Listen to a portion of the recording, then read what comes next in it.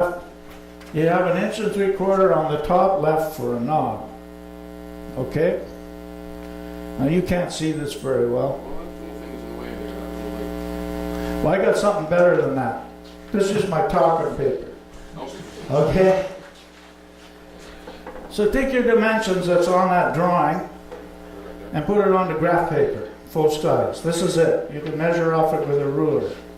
So if there's something you don't know, that you know, you don't know how big that is or something after you drew it, it's on here, okay?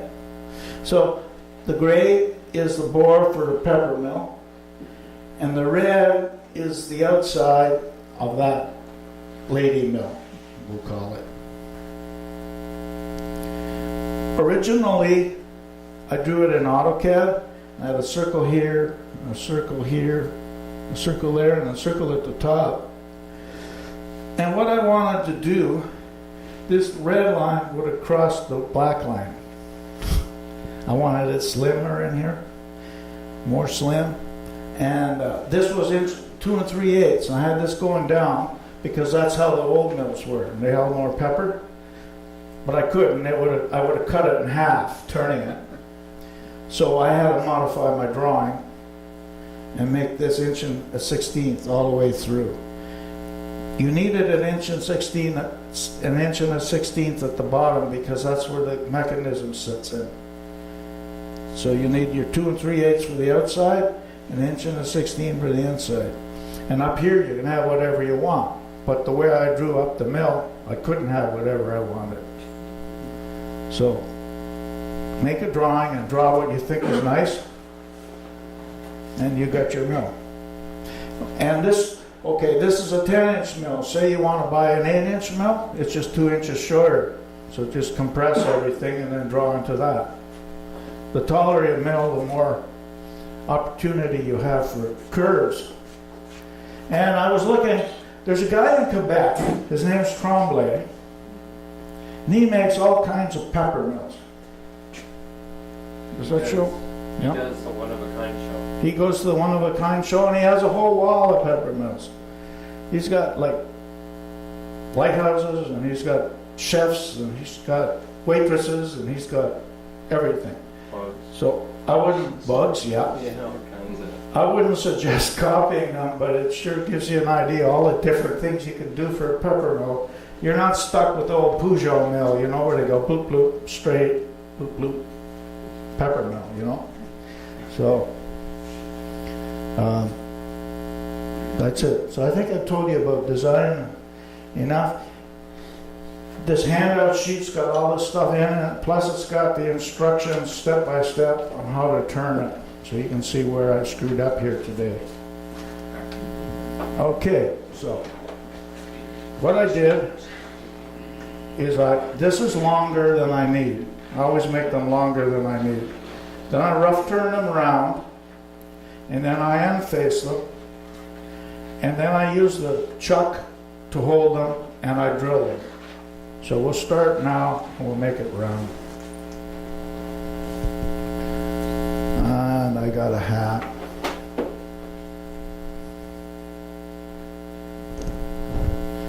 Let's see what happens when I put this on. Can you hear me okay? Yeah. Okay. That way I don't have to eat this stuff. All right. Start with the roughing gouge. Always turn this by hand, get your tool rest up close, have it on the center line. Do that, so make sure that you don't have it hit an interference. Make sure this is tight. At my guild, they tell me I always have to lock it, because some people have lathes that vibrate loose, I guess. I don't know about this one, so I locked it.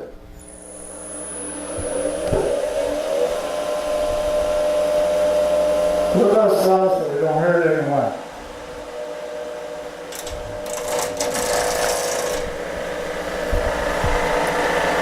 I usually cut not on the end, but in this area here, and then I'll flip it over and go back. I don't go straight on, I kind of leave it. Like that. Like that.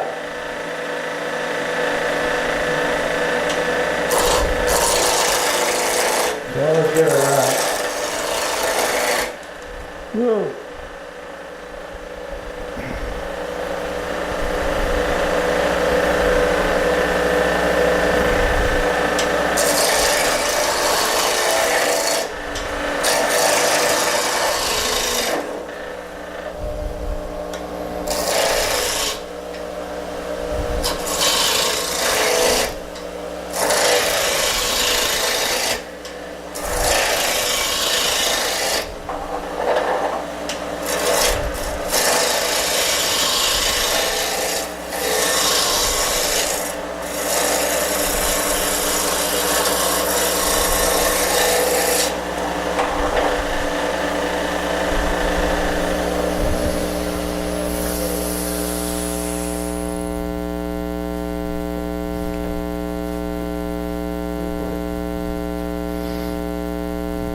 Now this wood's really spalted, so it's kind of soft. Oh, and there's some wormholes in it. We'll get them later.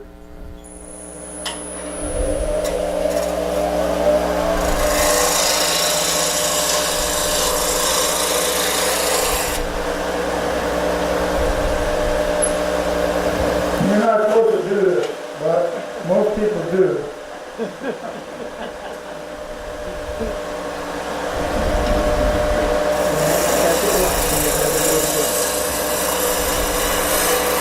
And keep your tools sharp. At home I go over to the grinder a lot. Especially just before I do my finished cut. I square out the end.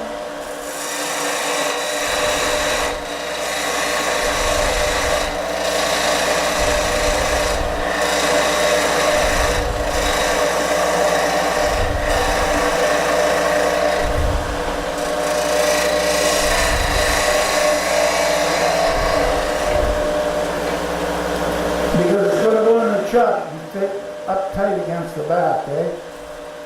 And if it's crooked, it's harder to line up. And if you can't cut it straight, cut it a little concave.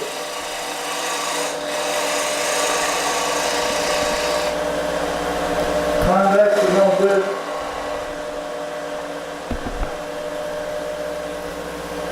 Because then it'll rock from the center. And then this is a habit of mine. This wood is on the outside and it's in the middle here. And that's the way I want it. So this is going to be the top. So I take the roughing gouge and I just make the top a little smaller because it is on the finished product anyhow.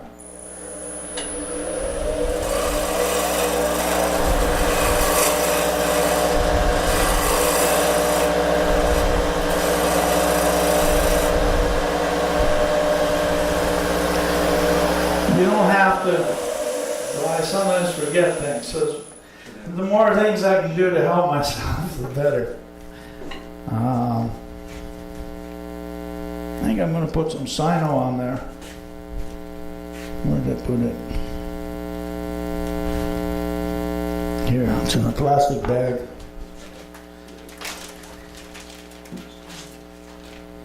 Because, see, it's all soft, it's a wormhole.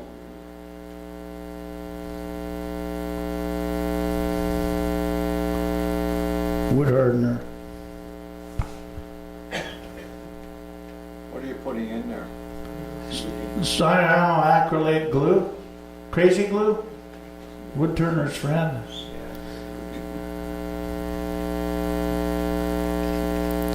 When you get it on spalted wood, it'll sometimes fume off. It irritates your lungs and eyes. But that's the way. It gets hot too, gets warm too. Yeah. It seems to react with the fungus or something. If the wood isn't really spalted or rotten, it doesn't go wild like that.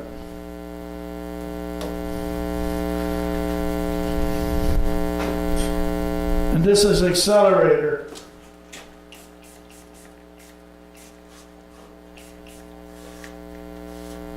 Sometimes it'll make it boil up and go white too. So don't use it on near the finish. There, it went white there. But it sets it up faster. Hopefully I'll turn that part away.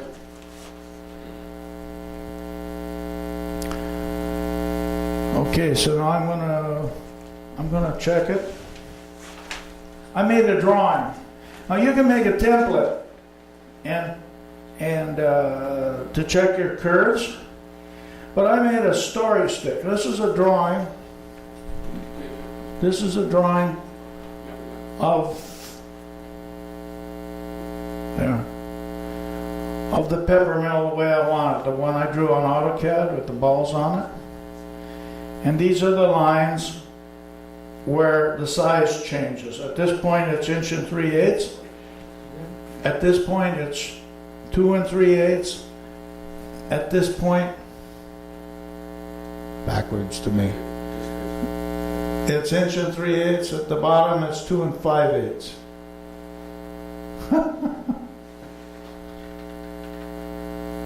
Okay. Oh, okay. All right. So that's the story stick, and at some point in time I'll draw lines on here. But for here, this is going to be 2 3/8 board down inside, and it's going to end there. So it's important to me, because if I drill that hole too far, well, I can go through later on when I turn it. So I'll put this on now. When I'm boring, that first hole's going to go up to there. So we'll take it out and put a chuck on.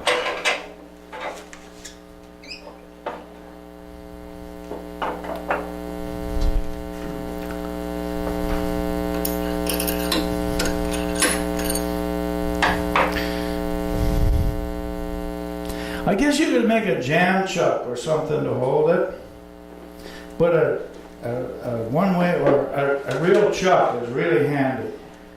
This is a Vic Mark chuck, but it's the same size as the number 2 jaws on a one-way stronghold. They're dovetail jaws though. Most one-way jaws are like that. They're serrated.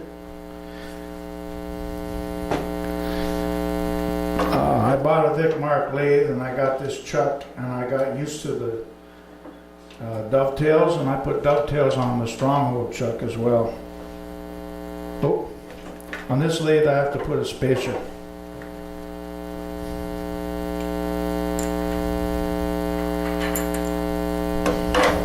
Because your chucks or face plates have to go against that face there to get the wobble out of it, because it's loose on the threads. See here, we're just on the thread. So when you get back there, they'll get up against this spacer washer, which is from a milling machine, and it's right dead true. So we start at the top end first, because this hole is bigger. Well, actually, I'm going to go to 1 1/16. But when I'm doing those other ones, it makes a cleaner cut if you have a big hole and then come up from the bottom with a smaller drill and pop through. You don't get all the fuzzies.